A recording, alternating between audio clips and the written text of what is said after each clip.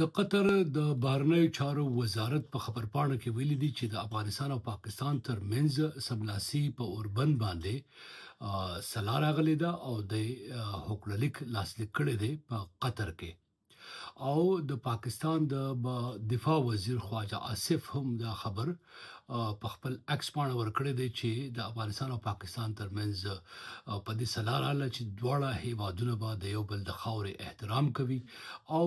د یو بل خاوره چې دا غبا د یو بل په ضد نه کارول کیږي په دې حکومت کې چې کوم د قطر لخوا ورکړل شوی د بهرنیو چارو وزارت خبر کړی دی په دې کې یو کلمه کارول شوې ده په دې باندې په ټولنیزو رسنیو کې زبینه مباحث روان دي او په دې کلمه کې ویل شوی دی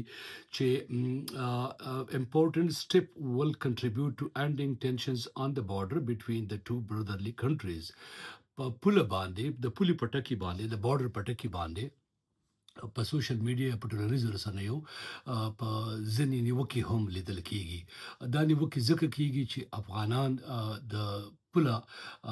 د ډیورنډ کرښې ته فرضي کرښه وایي په دې باندې تر اوسه د طالبانو د پلاوی چې مشري د دفاع وزارت وزیر هغلی مولا محمد یعقوب صاحب کوله تر اوسه بیان مخې ته نه راغلی البته پاکستانی پلاوی مشري چې د دفاع وزارت مشر وزیر خواجه صاحب کوله هغه ویلي دي چې حکومت وشو د خوشاله اظهار شوه دی ورسره هغه د هم ویلي چې د اکتوبر په 15مه بل پړاو چې دی راوند هغه په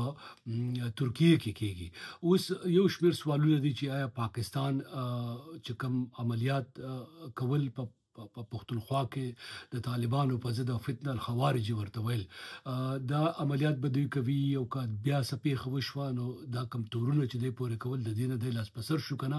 دا وضاحت لا هم نه دی شوی ورسره 13 اونۍ د پاکستان د بهرنیو چارو وزارت د افغان طالبان حکومت لپاره د رژیم ټکی استعمال کړي وو دا کلمه به بیا کاروي کنه اوس به د طالبانو واکمنۍ ته د افغانستان حکومت وای دا هم نه ښکارا دا هغه پوښتنې دي چې تر اوسه پورې ځوابونه لا نه دي ویل شوي البته سیز فایر یا سملاسي اوربن اعلان شوه دی او د پاکستان د